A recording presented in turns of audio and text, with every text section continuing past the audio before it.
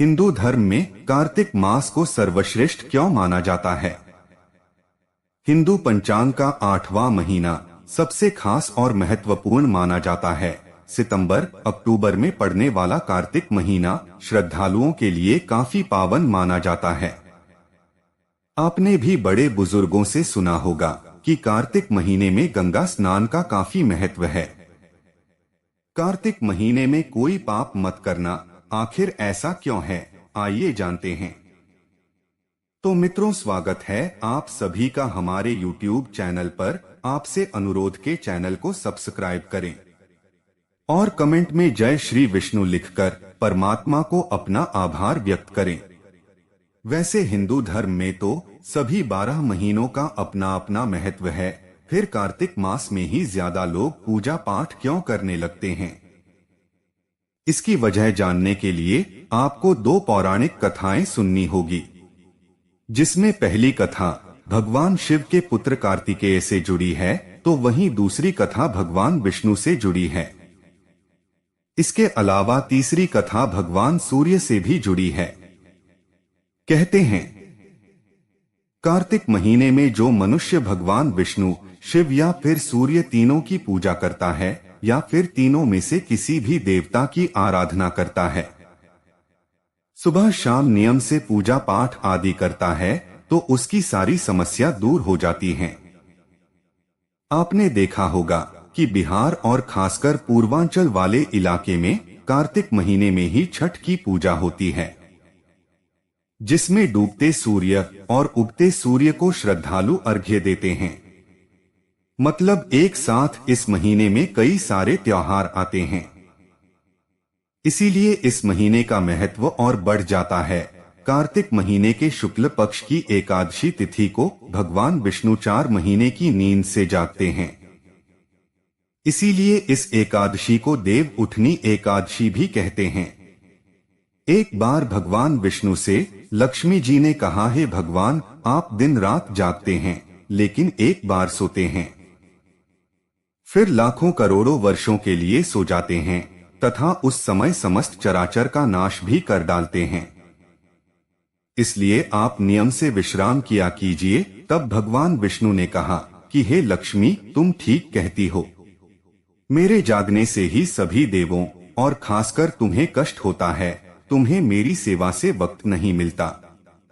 इसलिए आज से मैं हर वर्ष 4 मास वर्षा ऋतु में शयन किया करूंगा। मेरी यह निद्रा अल्प निद्रा और प्रलयकालीन महानिद्रा कहलाएगी। यह मेरी अल्प निद्रा मेरे भक्तों के लिए परम मंगलकारी रहेगी। इस दौरान जो भी भक्त मेरी शयन की भावना कर मेरी सेवा करेंगे, मैं उनके घर तुम्हारे समेत निवास करूंगा। कहा जाता है कि भगवान शिव के पुत्र कार्तिकेय ने तारकासुर नाम के राक्षस का वध भी इसी महीने में किया था। तारकासुर के आतंक से सभी देवता इतने परेशान थे कि भगवान विष्णु के पुत्र कार्तिक को उससे युद्ध लड़ना पड़ा। इसलिए भगवान शिव ने खुद इस महीने का नाम कार्तिक रख दिया। कार्तिक महीने की अमावस्या तिथि को दीपावली पड़ती है और फिर उसके बाद छठ की पूजा शुरू हो जाती है। कार्तिक मास की पूर्णिमा तिथि को गंगा स्नान और दीपदान का विशेष महत्व बताया गया है। कार्तिक महीने में करवा चौथ, अहोई अष्टमी, रमा एकादशी, गोवत्स द्वादशी, धनतेरस, दीपावली, गोवर्धन पूजा, भाई दूज, देव उठनी एकादशी, कार्तिक पूर्णिमा के त्योहार पड़ते हैं। इस महीने में तुलसी पूजा का भी खास महत्व बताया गया है, इसीलिए जिन घर में लोग श्रद्धा भाव से तुलसी लगाते हैं, वह सुबह शाम पूजा अर्चना भी करते हैं। अपनी श्रद्धा के अनुसार आप गाय दान, भूमि दान, तुलसी दान, आंवला दान, अन्नदान और ब्राह्मण भोज भी करवा सकते हैं। इस महीने का जितना महत्व है उतना ही इस महीने का नियम भी कठोर है। शास्त्रों में इस बात का उल्लेख है कि कार्तिक महीने में गंगा स्नान करने वाले श्रद्धालुओं को कुछ खास बातों का ख्याल रखना चाहिए। इस महीने में धूम्रपान निषेध होता है। लहसुन, प्याज और मांसाहार का सेवन भूल कर भी नहीं करना चाहिए। अगर आप पलंग पर सोते हैं तो आपको अपना बिस्तर भूमि पर बिछा लेना चाहिए। दोपहर में आपको बिल्कुल भी नहीं सोना चाहिए। इस महीने में जितना ब्रह्मचर्य का पालन करेंगे आपके लिए उतना ही अच्छा होगा, क्योंकि यह महीना पूरी तरह से गृहस्थ जीवन को ब्रह्मचर्य के रूप में बदल देने वाला महीना माना जाता है। हिंदू धर्म में आम तौर पर एक महीना एक देवता के लिए है। जैसे अश्विन में मां दुर्गा की पूजा होती है, उससे पहले सावन में भगवान शिव की, लेकिन कार्तिक इकलौता ऐसा महीना है जिसमें भगवान विष्णु, शिव और सूर्य तीनों देवताओं की पूजा होती है। इसलिए कार्तिक महीने को देवों का महीना भी कहते हैं, क्योंकि उसमें आप सभी देवता की आराधना कर सकते हैं। इस महीने में किए गए पूजा पाठ का फल दूसरे महीने में किए पूजा पाठ के फल से कई गुना ज्यादा होता है। भगवान विष्णु 4 महीने की नींद से जागते हैं। उनकी जब आंख खुलती है तो श्रद्धालु उनकी आराधना कर रहे होते हैं, जिसे देखकर भगवान विष्णु प्रसन्न होते हैं। इसीलिए कहा जाता है कि शरद पूर्णिमा यानी अश्विन महीने की पूर्णिमा तिथि के अगले दिन से भगवान विष्णु की आराधना शुरू कर देनी चाहिए।